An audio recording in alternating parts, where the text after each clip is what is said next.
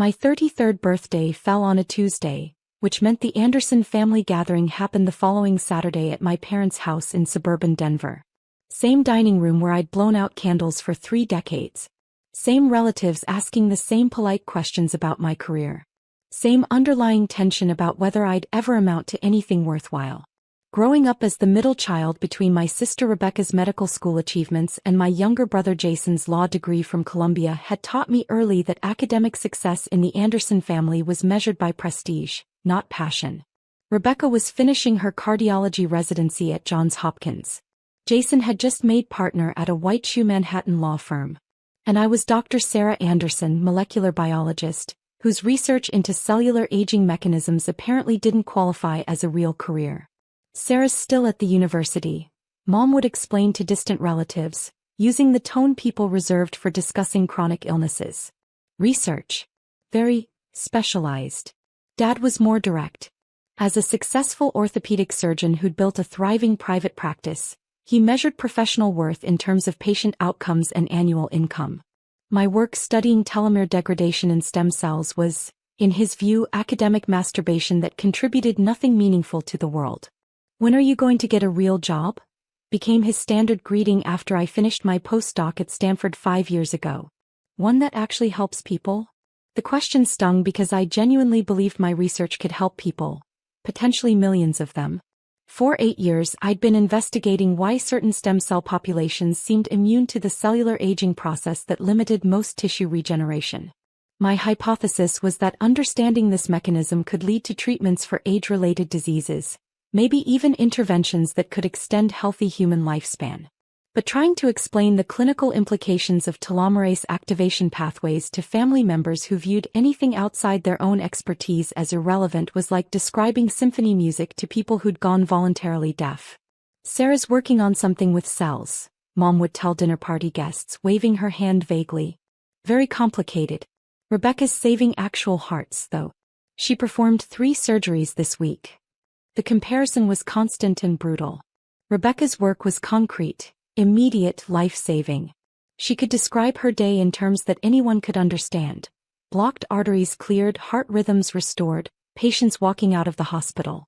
My work involved cell cultures, microscopic imaging, and statistical analysis of molecular processes that took months to yield meaningful data. Jason wasn't much better. His legal victories were public, measurable, reported in newspapers. He won cases, negotiated deals, made headlines. My victories were papers published in journals that most people had never heard of, read by maybe 200 specialists worldwide. 20 papers in 8 years, Dad had said during last year's birthday dinner, as if he were announcing a terminal diagnosis. "How many people have you actually helped?" "Rebecca saved a dozen lives just this week." I tried explaining that basic research was the foundation for all medical advances, that understanding cellular mechanisms today would lead to treatments tomorrow, that some of the most important discoveries in history had taken decades to reach practical application. But Dad's attention would drift after the first few sentences, and the conversation would inevitably return to Rebecca's latest surgery or Jason's most recent courtroom triumph. The worst part was that they weren't wrong about the practical impact of my work. 8 years of research had produced exactly 0 treatments, 0 therapies, 0 interventions that had improved anyone's life in any measurable way. I had theories, hypotheses, preliminary data, and a growing collection of peer-reviewed publications that impressed my colleagues and meant nothing to my family. This year's birthday dinner followed the familiar script. Rebecca flew in from Baltimore with stories about a complex heart transplant she'd assisted with the previous week. Jason joined us via video call from his Manhattan office, where he was preparing for a corporate merger that would make national news. And I sat at the same chair I'd occupied since childhood, listening to my siblings describe their latest accomplishments while mentally rehearsing how I'd explain my recent grant rejection from the National Institutes of Health. "So, Sarah," Aunt Linda asked during the appetizer course, "how's your research going?" "Still working with those molecules." "Cells," I corrected gently. "I study stem cell aging mechanisms. Specifically, how certain stem cell populations maintain telomere length despite repeated division cycles." The familiar glassy-eyed look appeared on Aunt Linda's face. "That's nice, dear. Very scientific." Dad set down his wine glass with the slight thump that usually preceded his annual assessment of my career trajectory. I could feel the familiar tightness in my stomach as he cleared his throat and looked at me with the expression he typically reserved for delivering bad news to patients. "Sarah, I want to talk to you about something," he began, using his serious doctor voice. "You're 33 years old.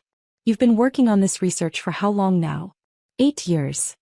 9 years if you count my graduate work, I said, knowing this would make his point stronger rather than weaker. 9 years. And in all that time you've published. He paused, as if trying to remember the exact number from our previous conversations about my professional failures. 27 papers in peer-reviewed journals, I said quietly. Including 3 in Cell and 1 in Science. Right. Papers. But Sarah, here's what I don't understand. Rebecca performs surgery on real patients with real problems. She fixes hearts, saves lives, makes a tangible difference every single day. Jason wins cases that affect actual companies, real people, meaningful outcomes. But your papers, who reads them? What do they accomplish? The question hung in the air like smoke. Everyone at the table was looking at me with expressions ranging from sympathetic curiosity to outright pity. Even Jason, attending virtually from his office, had stopped checking his phone to watch my response. "Dad," I said carefully, "basic research is the foundation for all medical advances. The treatments Rebecca uses, the surgical techniques, the medications, they all started with someone doing basic research into cellular mechanisms." "But when?" Dad pressed. "When does your research turn into something that actually helps people? You've been saying, someday, for 9 years. Rebecca started helping people on day 1 of her residency." I felt the familiar frustration rising in my throat. How do you explain to someone that breakthrough discoveries often take decades?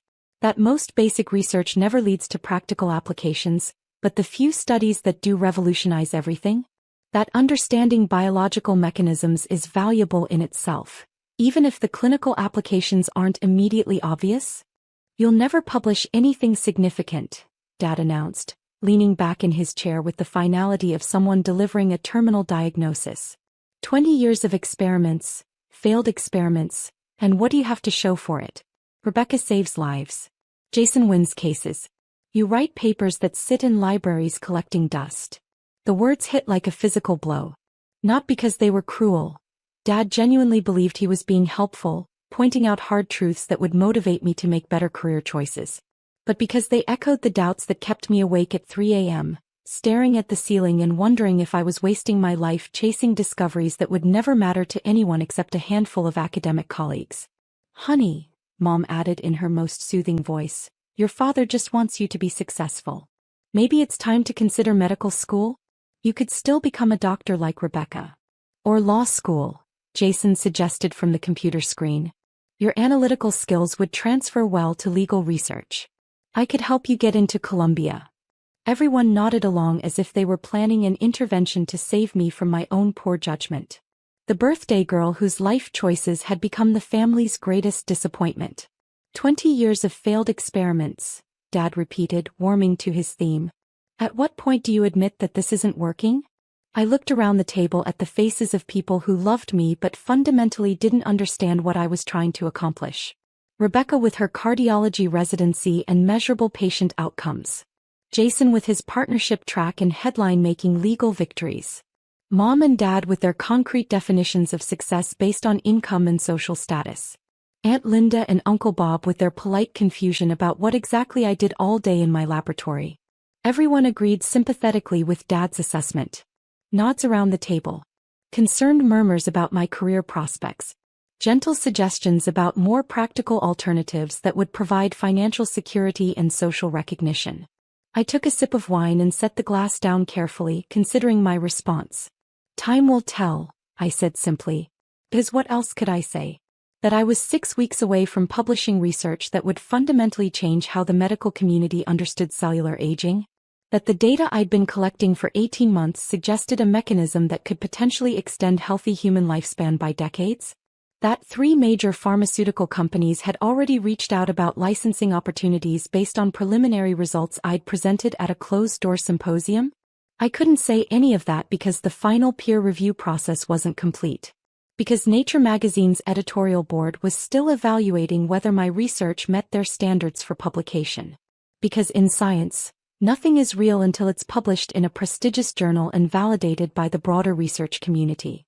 So I smiled politely and let the conversation drift to safer topics.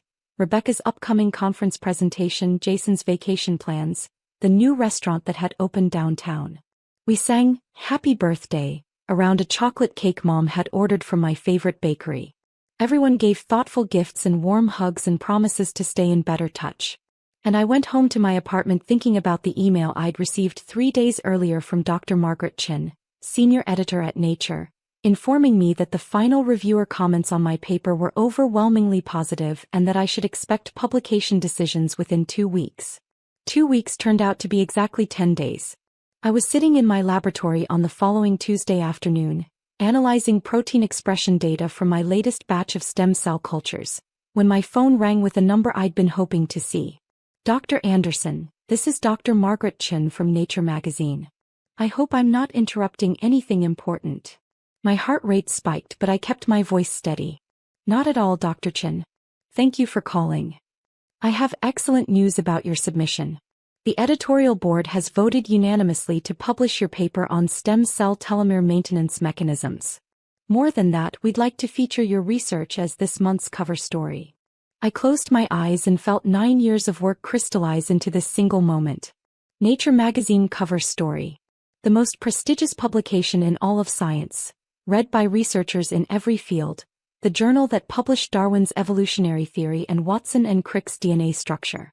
"Dr. Anderson? Are you there?" "I'm here. I'm just processing this news." "I understand completely. Your research represents a fundamental breakthrough in our understanding of cellular aging. The implications for regenerative medicine and longevity research are staggering. Our editorial team is calling it the most significant advance in stem cell biology in the last decade." I thanked Dr. Chin and hung up the phone, then sat in my laboratory chair staring at cell culture dishes while the reality of the situation settled over me. In less than a week, researchers around the world would be reading about my discovery. Pharmaceutical companies would be calling with licensing offers. Medical schools would be inviting me to give lectures. The research that Dad had dismissed as failed experiments would be recognized as groundbreaking science. But first, I had a birthday celebration to conclude. I drove back to my parents' house, where the family was still gathered around the dining room table, picking at leftover cake and continuing the conversation about my uncertain career prospects. "Sarah," Mom exclaimed as I walked back through the front door. "Did you forget something?" "Actually, I wanted to share some news," I said, pulling out my phone as it rang again with Dr. Chen's number. "This is the call I've been waiting for." Dad looked up from his conversation with Uncle Bob about golf handicaps. "What call?" I put the phone on speaker and answered. "Dr. Anderson, this is Margaret Chin from Nature again. I apologize for calling back so quickly, but our media relations team wants to coordinate the press release for your cover story. The New York Times, Washington Post, and CNN have already submitted interview requests based on the preliminary announcement." The dining room fell completely silent. Dad's fork stopped halfway between the cake plate and his mouth. Rebecca, who had been describing her latest surgical technique to Aunt Linda, turned to stare at me with wide eyes. "Press release?" Mom whispered. "Yes." Dr. Chen's voice continued through the speakerphone. "Dr. Anderson's breakthrough in stem cell aging mechanisms is being hailed as a potential game-changer for regenerative medicine. We're expecting significant media coverage when the issue publishes next week." Dad set down his fork with a hand that was visibly trembling. "Margaret, could you explain what exactly Sarah discovered?"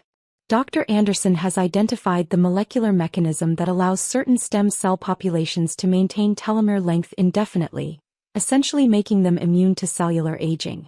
The implications for treating age-related diseases, cancer, Alzheimer's, cardiovascular disease, are extraordinary. This could be the foundation for therapies that extend healthy human lifespan by decades." The birthday cake sat forgotten on the table as everyone stared at me like I'd suddenly revealed the ability to fly. "Dr. Anderson," Dr. Chin continued, "Harvard Medical School has already called requesting your availability for a faculty position. The Broad Institute wants to discuss establishing a new research center around your work. And I should mention that Regeneron, Genentech and Johnson & Johnson have submitted preliminary licensing inquiries through our legal department. I thanked Dr. Chin and ended the call, then looked around the table at family members who were seeing me clearly for perhaps the first time in 9 years. Sarah, Dad said slowly, his voice barely above a whisper, you're going to be on the cover of Nature magazine? Next month's issue, I confirmed, sitting back down at the table and reaching for my abandoned piece of cake. The editorial board called it the most significant advance in stem cell biology in the last decade. Your failed experiments, Rebecca said, staring at me with something that looked like awe, are going to change medicine?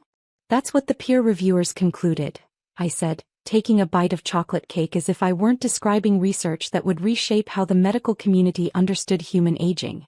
Jason's face filled the computer screen, his earlier distraction replaced by intense focus.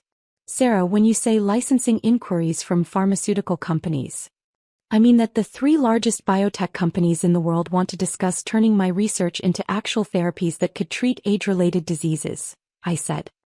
Early projections suggest potential applications worth tens of billions of dollars in annual revenue. Dad opened his mouth, closed it, then seemed to forget how speech worked entirely. My phone buzzed with a text from my department chair. CNN wants to interview you tomorrow morning. New York Times science reporter is flying in tonight. Harvard called offering full professor with tenure. I showed the text to Dad, who read it twice before handing my phone back with shaking hands. Sarah, Mom said, reaching across the table to touch my hand, why didn't you tell us how important your research was? I considered the question carefully. I tried to explain it many times. But you couldn't see the significance until Nature magazine validated it for you. The admission hung in the air like incense.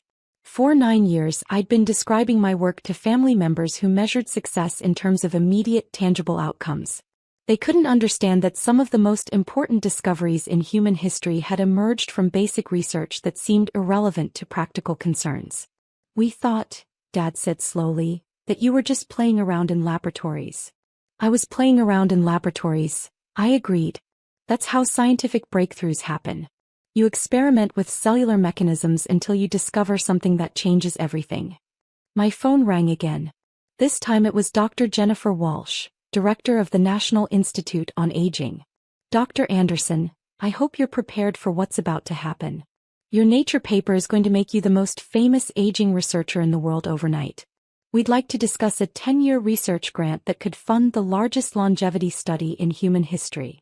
After hanging up, I noticed that everyone at the table was staring at me with expressions ranging from shock to something that looked suspiciously like reverence.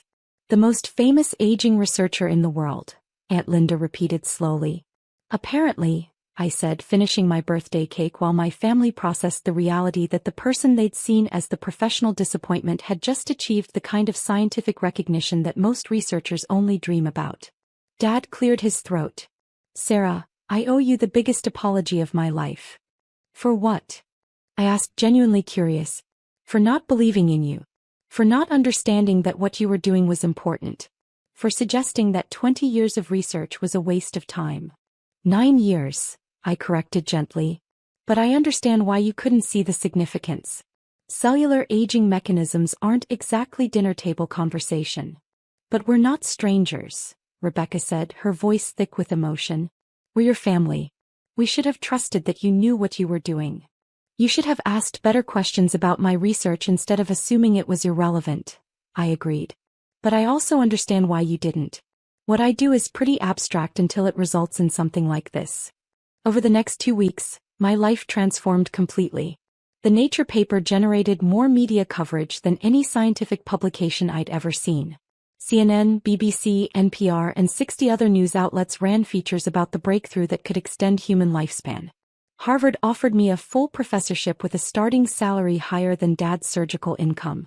Pharmaceutical companies submitted licensing bids totaling over $2 billion for the rights to develop therapies based on my research. My family, meanwhile, became my biggest advocates. Dad started telling his golf buddies about his daughter, the genius scientist whose research will cure aging.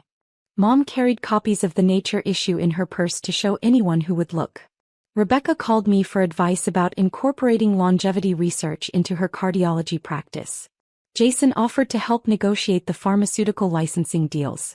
The birthday dinner that was supposed to be another intervention about my career choices became the moment when my family finally understood that some achievements can't be measured in traditional terms until they reach a level of recognition that makes their importance undeniable. I used part of the initial licensing revenue to establish the Anderson Institute for Cellular Aging Research, providing funding for graduate students whose work is too experimental for traditional grant agencies. Students like I had been working on projects that their own families might not understand until the breakthrough moment arrives.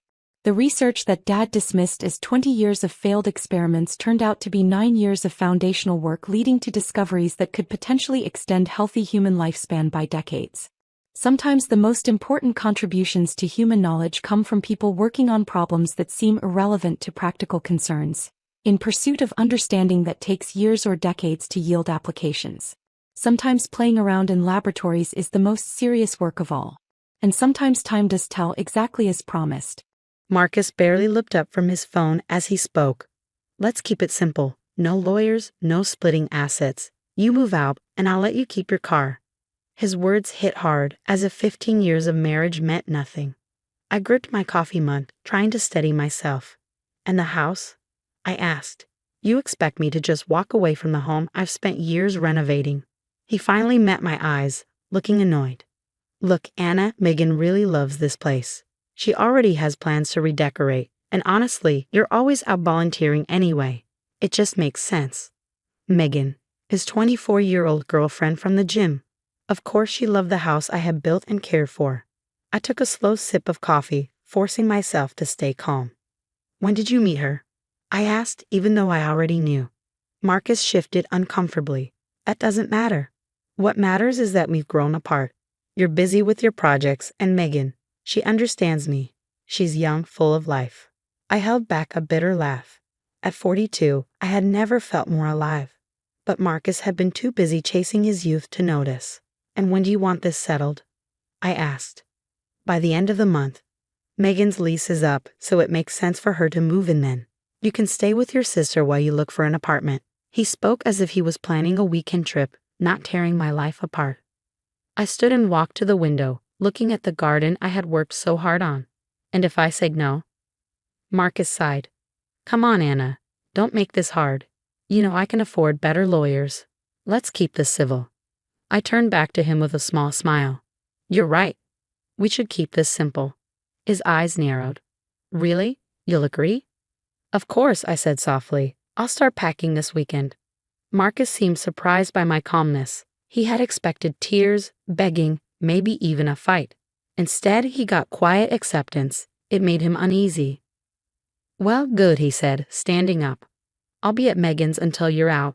Just leave your keys on the counter. As he walked to the door, I called out, Marcus. He stopped. How long have you been planning this? He hesitated. A few months. I wanted to be sure before saying anything. I nodded. That's funny. I've been planning too. He frowned. Planning what? You'll see, I said, turning back to my garden. I waited until the door shut before pulling out my phone and texting my lawyer. It's time. What Marcus didn't know was that I had seen this coming. The late nights at the gym, the sudden focus on his looks, it was obvious. But while he was busy with his new life, I was preparing for this moment. I walked through the house, running my fingers over the walls I had painted and the fixtures I had chosen. In the study, I opened my laptop and pulled up a folder labeled Garden Plans. Inside were no landscaping designs, only financial records, legal documents, and proof of everything I had contributed to this home. A message popped up from my sister. Did he do it? Are you okay? I replied, yes, just like we expected. Time for phase 2. Elena had been my rock, encouraging me to document everything when we first suspected Marcus was cheating. Now all the pieces were in place. By noon, I had made my calls to my lawyer, the private investigator, and a contractor who had helped document my work on the house. Standing in my kitchen, the kitchen I had paid for while Marcus claimed we had no money, I allowed myself a moment of anger. Then I took a deep breath, squared my shoulders, and got to work. Marcus wanted a simple divorce? He'd get one, just not the way he expected. He had underestimated me for too long. That was about to change. I sent one final text to a group chat I had created months ago. Operation House Guard is a go. Within seconds, replies flooded in. My sister, my lawyer, my closest friends, all ready to help. Marcus thought I was the same naive 25-year-old he had married. He was about to learn just how much I had changed. The next week played out exactly as I expected. Marcus showed up at the house while I was out, bringing Megan along to start planning her changes. What they didn't know was that my security cameras caught everything. Every insult about my tastes. Every smug comment about what they do. This garden is way too much, Megan said on the footage. We should turn it into a pool. That night, my sister Elena and I watched the recordings.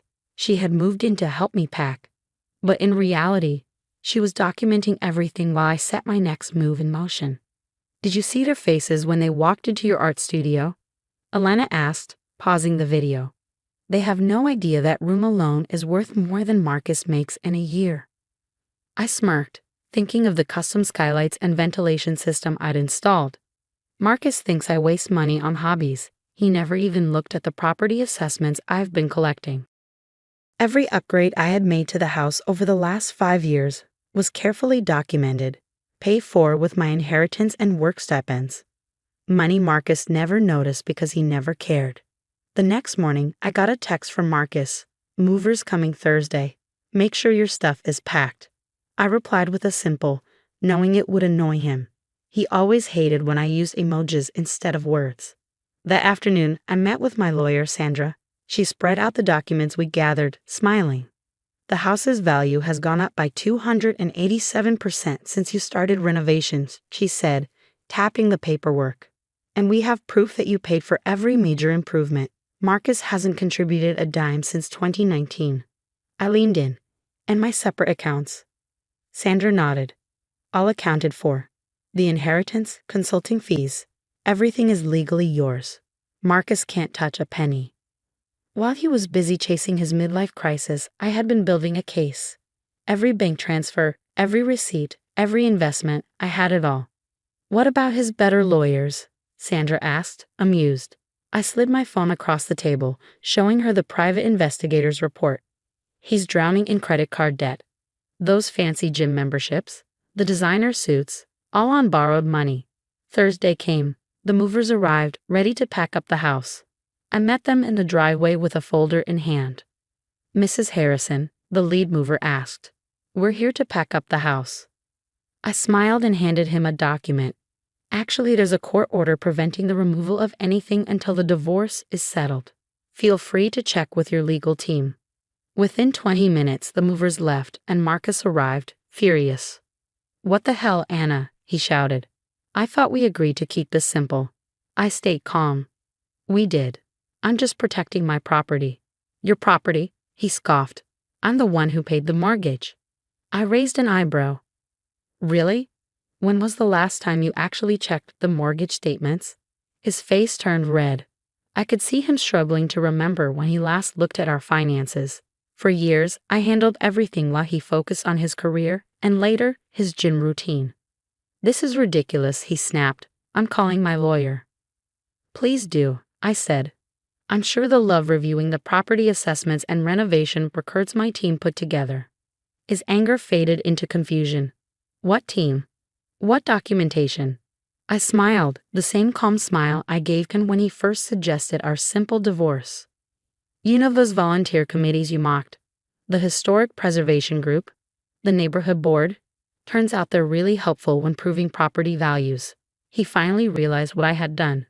For years, he ignored me, thinking I was just playing around with home projects. Now he saw the truth. I had built something real, something valuable, and I wasn't letting it go. "Megan's waiting to move in," he said weakly.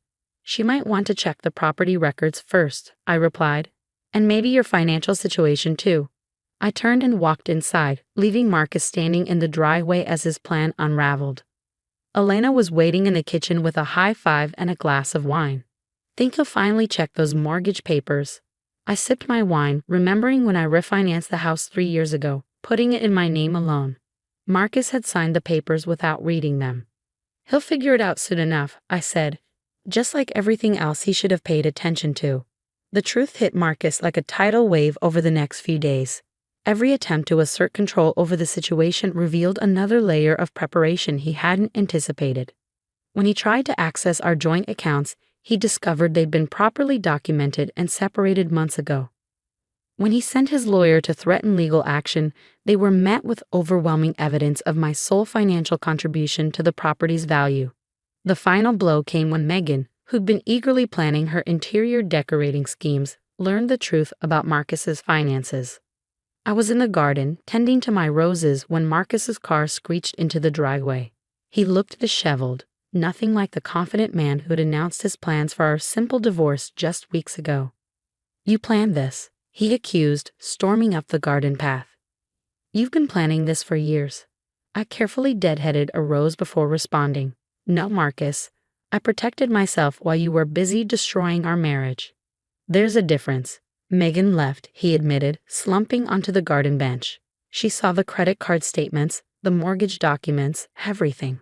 "Funny how quickly people leave when they discover the truth," I replied, thinking of all the times I'd asked him to review our finances together. All the attempts I'd made to involve him in household decisions. "I can't believe you refinanced the house without telling me." "I did tell you.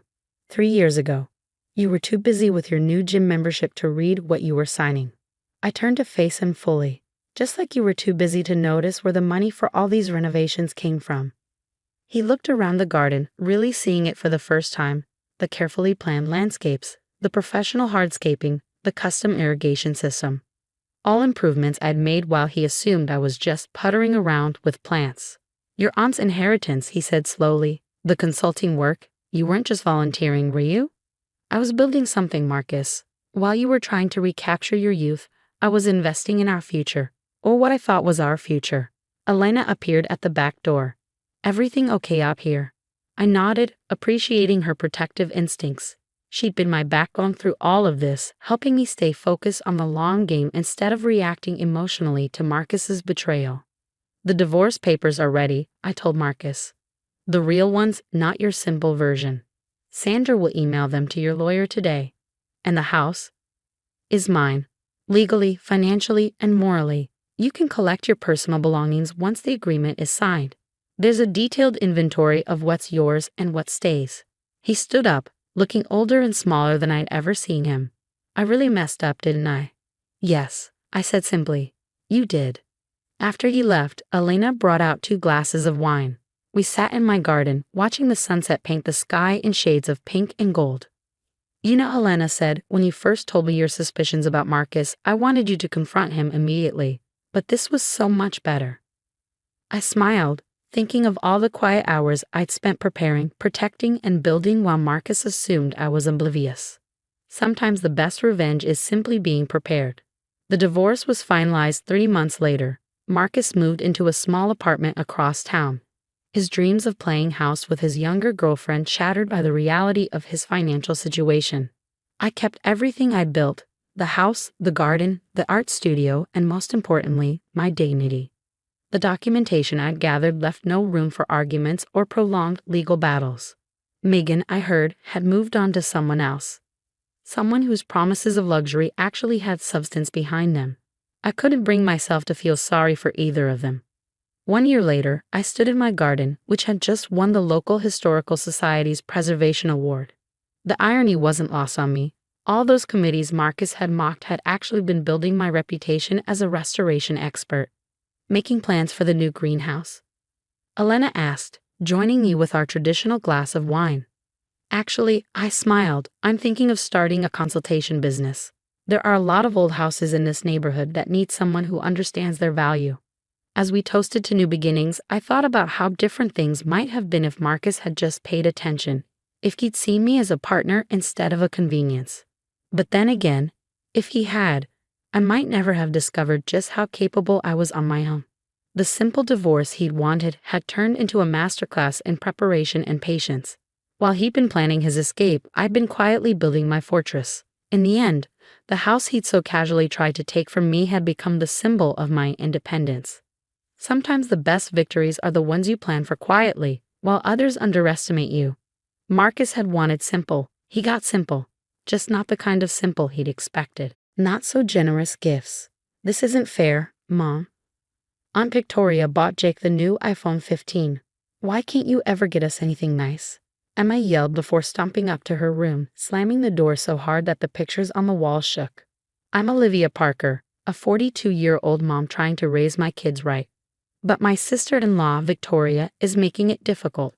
She moved in nearby 6 months ago after her third divorce, bringing fancy bags and big promises. Now, she's spoiling my kids with expensive gifts I can't compete with. I stood in the kitchen, gripping the counter. Upstairs, I heard Emma texting her aunt, probably thanking her again for the $300 shoes Victoria bought last week. Shoes that would soon be forgotten, just like all the other expensive things piling up in her closet. Then I heard Emma type something that broke my heart. Mom's just jealous she can't give us what you do. It wasn't always like this. Emma and Jake used to understand the value of money. We weren't poor. I was a nurse, and their dad, Mark, was a teacher. We lived comfortably, but we wanted them to earn what they wanted. Then Victoria arrived. She always showed up with shopping bags saying they deserve better than just an average life. When I tried to refuse the gifts, she would sigh dramatically and say, "See, your mother doesn't want you to have nice things." Mark didn't see the problem. "She's just being generous, Liv," he'd say. "What's the harm?" The harm? My children were changing. They used to be grateful. Now, they only cared about price tags. Last week, I found Jake throwing away the sweater I had knitted for his birthday. "Aunt Victoria says only poor people wear handmade clothes," he muttered. Then Victoria made an even bigger promise, showing up at Jake's soccer game in a brand new Tesla and loudly telling everyone she would buy him one for his 16th birthday. "Since your parents won't," she added. I felt helpless. How could I fight this? But something about Victoria's spending didn't make sense. She claimed to be rich, yet she lived in a small apartment and often asked Mark for money. She kept buying gifts, but I noticed she reused shopping bags and paid with different credit cards. Then I found a clue, a crumpled receipt in Jake's pocket from an expensive boutique. It had a red stamp. Return item. Story Curige P. That $800 designer jacket Victoria gave Jake? She had returned it. I started digging. Online, I found complaints about a woman matching Victoria's description. Someone buying luxury items, showing them off, then returning them. I also saw something strange in her social media posts. Pictures taken in front of storage units. That's when I realized the truth. Victoria wasn't rich, she was drowning in debt. She wasn't buying gifts out of love. She was trying to keep up an illusion. Then I got a text from her. "Taking the kids shopping for new phones this weekend. Don't worry, I'll pay. That's what real love looks like." I stared at the message. My kids thought her love was measured in gifts. They didn't see the trap she was pulling them into. I needed proof, something they couldn't ignore. And I knew exactly where to find it. The next morning, as I sipped my coffee, a notification popped up on my phone. Victoria had just posted another Instagram story. There she was, standing in front of her storage unit, surrounded by shopping bags, captioning it "just organizing some surprises for my favorite niece and nephew. #best aunt ever." But what caught my eye wasn't the designer logos or her perfectly posed smile. It was the unit number clearly visible behind her, 247. More importantly, I recognized the facility's distinctive orange doors. It was Clearview Storage, just 15 minutes from our house. Before I could investigate further, Emma burst into the kitchen. "Mom, can I go to the mall with Aunt Victoria after school? She's getting me a new laptop for my photography." I hesitated. Emma had been saving for that laptop for months before Victoria came along. "Honey, what happened to wanting to earn it yourself?" She rolled her eyes. That was before I realized how pointless it is to wait when Aunt Victoria actually cares about my dreams. The words stung, but they also strengthened my resolve. "Sure," I said casually. "Have fun." As soon as the kids left for school, I drove to Clearview Storage. The facility was quiet at this hour, just a few cars scattered across the parking lot. I walked past Unit 247, noting the heavy padlock securing it. "Can I help you?" A friendly voice called out. The facility manager, Linda according to her name tag, approached with a clipboard. "Actually, yes," I smiled. "I'm interested in renting a unit. I noticed some people using them for business storage."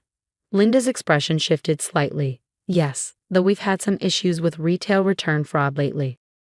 One tenant has been causing problems, buying things just to photograph them and return them later. Creates chaos for our other tenants. Really? I kept my voice casual. That sounds complicated. Oh, it is, especially when the credit card companies get involved. Speaking of, she glanced at her clipboard. I need to post another notice on 247. The payment's late again. I watched as she walked to Victoria's unit, placing a bright orange notice on the door. My phone buzzed. Another Instagram story from Victoria. Shopping spree time with my favorite girl. Emma deserves the best.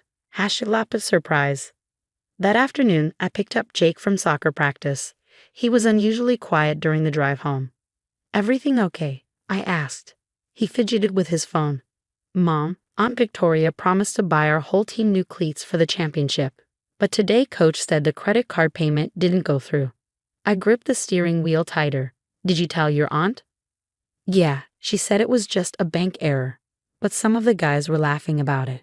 It was embarrassing. My heart ached for him. Jake, you know true generosity isn't about big promises or expensive gifts, right? He stared out the window. I guess. It's just, Aunt Victoria makes everything seem so easy, like we don't have to worry about money at all. That's because she's not the one dealing with the consequences, I said softly. When we got home, Emma was already there, tears streaming down her face. Aunt Victoria canceled our shopping trip. She said something came up, but I saw her arguing with someone at the store earlier. They were saying something about returned items and banned accounts. I sat down next to her on the couch. Emma, honey, I think there's something you and Jake need to understand about your aunt's gifts. But before I could continue, Jake called out from the kitchen. Mom, look at this. He was staring at his phone. Someone posted a video of Aunt Victoria at the storage facility. She's yelling at the manager about something. We huddled around his phone, watching the shaky footage. There was Victoria, designer purse swinging wildly as she gestured at Linda. You can't lock me out. All my inventory is in there. Inventory? Emma whispered. The video continued, Victoria's carefully crafted image crumbling as she screamed about return policies and credit card limits. The final frame showed her attempting to block Linda from placing a unit seized notice on Unit 247. I don't understand, Jake said. What inventory? Why does Aunt Victoria have a storage unit? I took a deep breath. Why don't we find out? Linda called me earlier. Apparently, your aunt abandoned the unit. As her next of kin, we're allowed to clear it out before they auction it. 20 minutes later, we stood before Unit 247. Linda unlocked it, stepping back as the door rolled up to reveal Victoria's house of cards. Emma gasped. Jake dropped his phone. The unit was packed with returned items. Clothes with tags still attached, electronics in resealed boxes, shoes lined up in perfect pairs. Each item had a corresponding return receipt attached. In the corner, a whiteboard listed dates and store names, marking when each item needed to be returned to stay within policy limits. But, my laptop? Emma's voice trembled. I picked up a nearby shipping box. Inside was the same model Victoria had promised Emma, along with a return label already filled out for next week. And the team cleats? Jake asked. Linda pointed to a stack of shoeboxes. Let me guess, she promised these last week? Right before the credit card company finally froze her accounts. The kids were silent as they moved through the unit, recognition dawning as they found items they'd been gifted, all carefully documented for future returns. She was going to take everything back, Emma whispered. All those gifts, all those promises, they were never real. Jake picked up his new phone box, finding the return receipt already stapled to it. We were so awful to you, Mom, all because of fake presents. I pulled them both close. The gifts were real. It was the intention behind them that was fake. Your aunt wanted to look generous without actually being generous. Emma buried her face in my shoulder. I'm so sorry about what I said about the sweater. About everything. Me too, Jake added. You and Dad always taught us that we should earn the things we want. We forgot that because we got distracted by easy stuff. Linda appeared in the doorway. The auction company will be here tomorrow. You can take anything you want to keep, but honestly, she gestured at the staged photographs taped to the wall, showing Victoria posing with various gifts in front of different storage units. I don't think any of this is worth keeping. True gifts. As we drove home from the storage unit, the car was silent except for the sound of Emma deleting her Instagram pictures with Aunt Victoria. Jake sat in the back seat, running his fingers over the sweater I had made for him. "Can I still wear this?" he asked softly. "I mean, if you haven't given it away." I smiled at him in the mirror. "Of course, honey, it's yours." Emma looked up from her phone, frowning. "Mom, Aunt Victoria is saying we stole from her storage unit. She's posting that you're jealous and trying to ruin her reputation." I pulled into our driveway and saw Mark's car already there. "Let's go talk to your dad. He needs to hear the truth." Inside, we found Mark in the kitchen, staring at his phone. He looked up, troubled. "Liv, did you really break into Victoria's storage unit? She's called me 5 times, crying." "Dad," Jake interrupted, holding out his phone. "You need to see this." We all gathered at the table as Jake showed him the video of Victoria's meltdown at the storage unit. Emma added screenshots of receipts and pictures of all the gifts stacked inside. I explained how Victoria had returned most of the expensive items and was using different credit cards to keep up appearances. Mark's face paled. "All those things she gave you, the phone, the laptop, the cleats, she promised they were yours." "They were never ours," Emma said. "She was just using us for show." Mark slumped in his chair. "I gave her money for bills. She said she was investing it." "She was pretending," I said gently. "And in the process, she made our kids believe that love is measured by how much money you spend." Jake suddenly stood up. "Wait here. I want to show you something." He ran upstairs and came back with a shoebox filled with money. I stopped saving when Aunt Victoria made it seem pointless. But maybe I can start again. Emma left the room and returned with her own savings jar. "Me too. Mom, will you help me make a budget? Like you tried to before." Tears filled my eyes as I nodded. "Of course." Just then, Mark's phone rang, Victoria. This time, he put it on speaker. "Mark, you have to help me," she cried. "Your wife is ruining everything." "Those gifts were for the kids. You mean the gifts you plan to return?" Mark interrupted. "Save it, Victoria. We saw everything. The storage unit, the receipts, the credit card scams. You didn't just lie to us. You used my kids." "I was trying to give them the life they deserve," she argued. Emma stepped forward. "No, Aunt Victoria, you were using us to make yourself look good. Mom and Dad were trying to teach us real values, but we didn't see it. You made us think love was about expensive gifts," Jake added. "But real love doesn't disappear after a photo is posted." There was silence on the other end. Then Victoria whispered, "Mark, please." "Goodbye, Victoria," Mark said firmly. "Don't contact us again."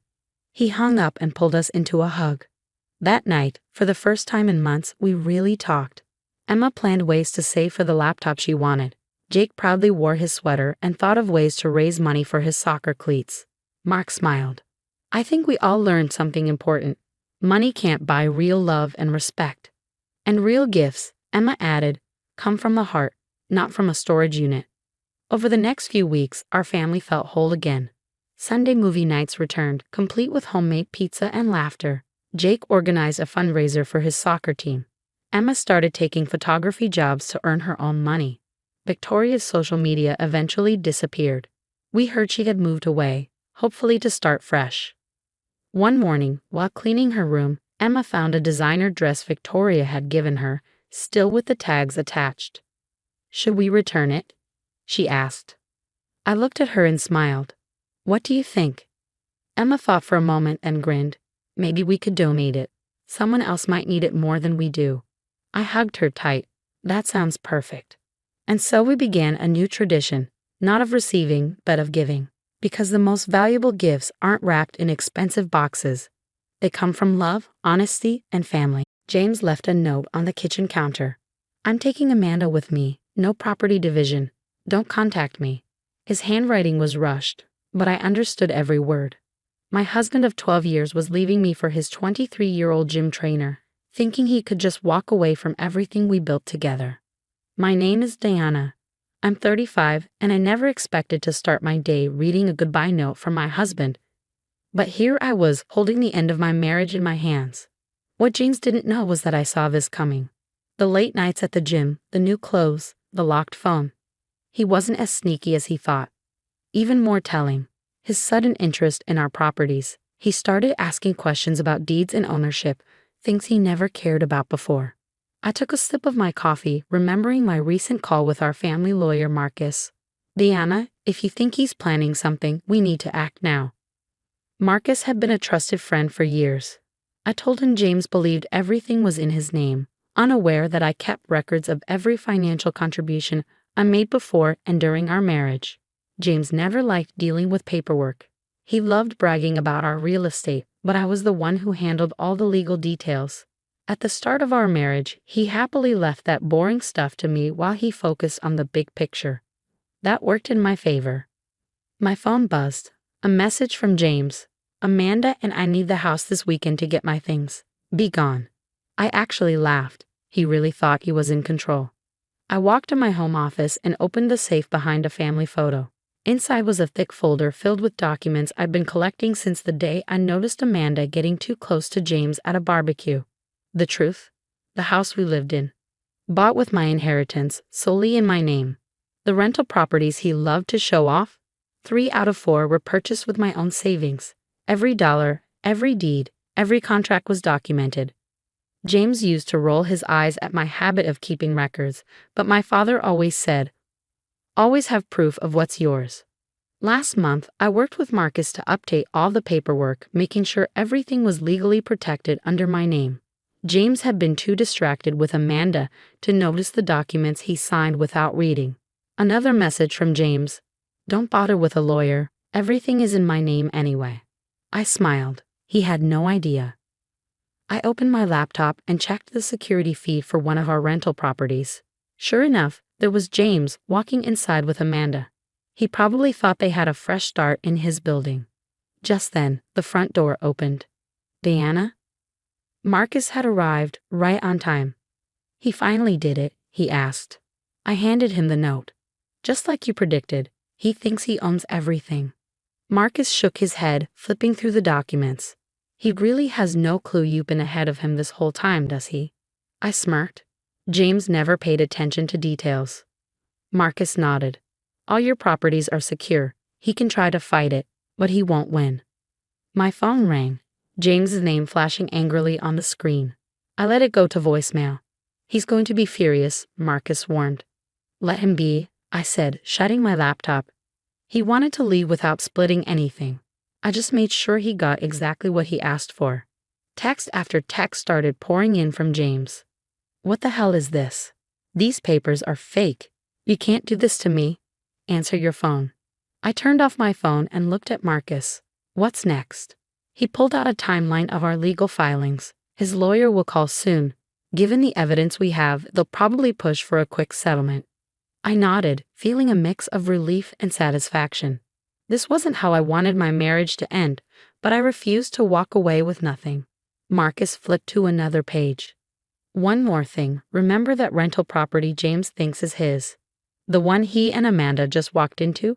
I have the security company ready to change the locks. Just say the word.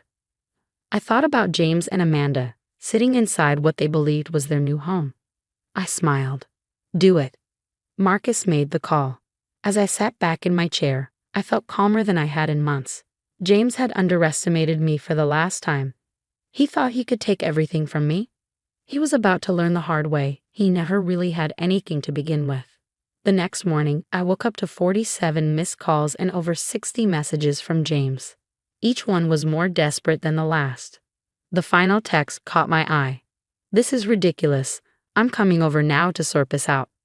I calmly made my coffee, already knowing how this would go. Sure enough, minutes later, his car screeched into the driveway. The front door banged open. He still had his key, but that would change today. Diana? James shouted.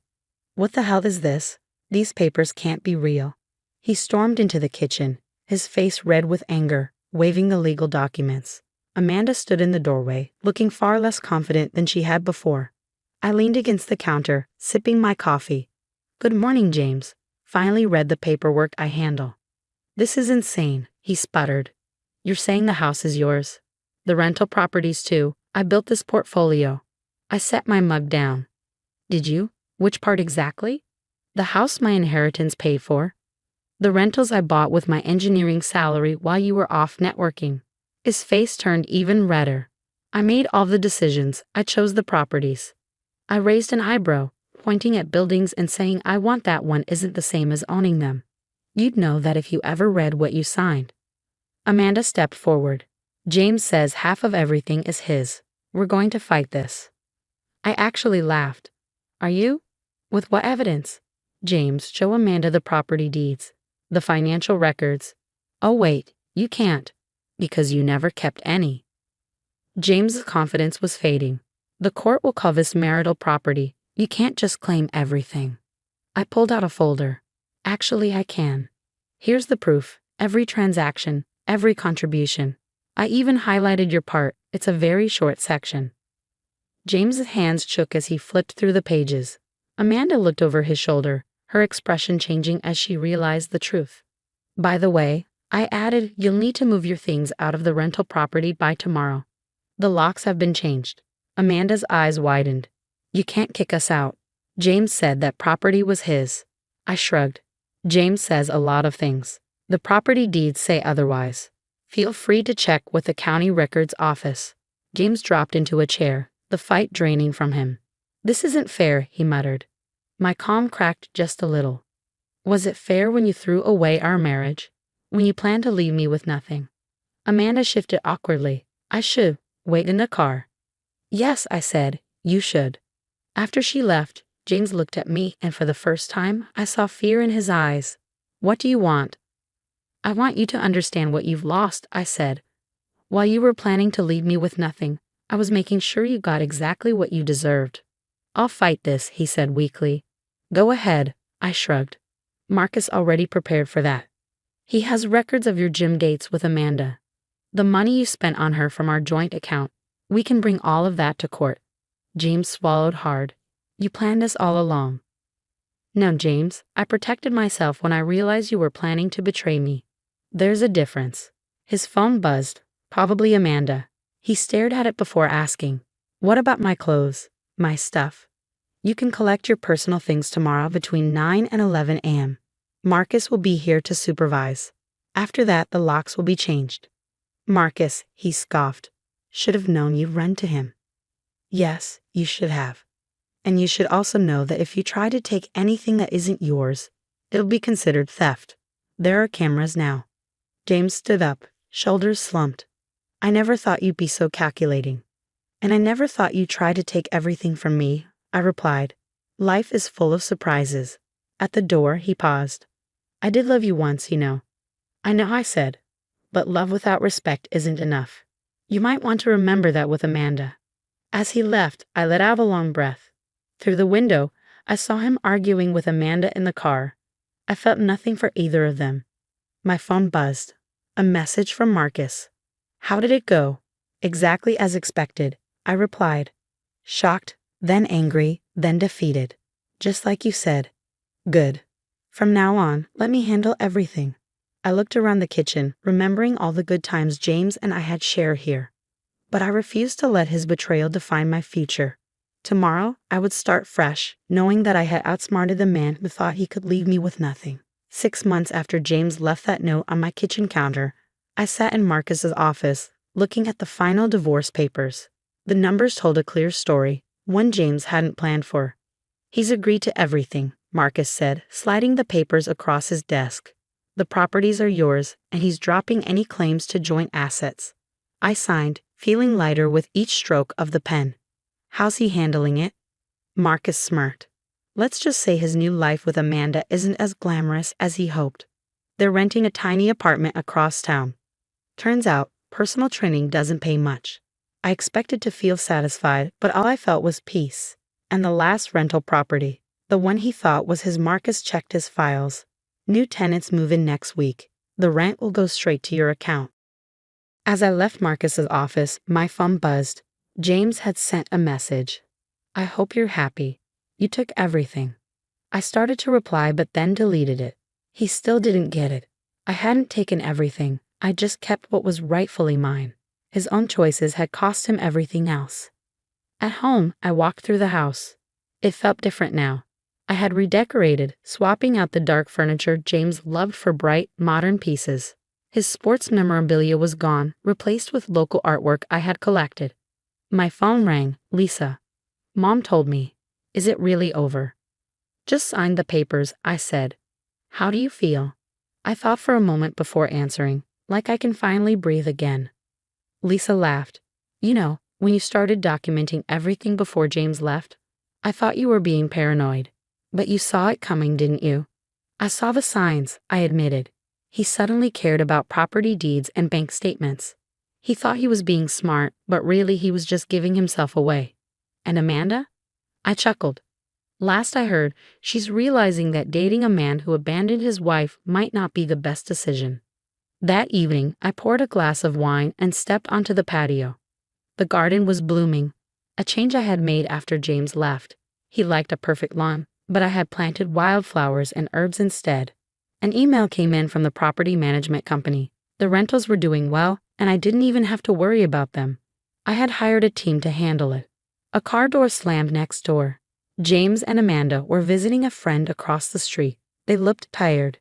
No designer clothes, no expensive car. James glanced at my house, our old house, and saw me standing there. Our eyes met. I lifted my wine glass slightly, not to mock him, just to acknowledge the moment. He looked away and hurried inside. Later, as I got ready for bed, I found an old photo of us, back when we were happy. I put it in a box labeled past and shut the lid.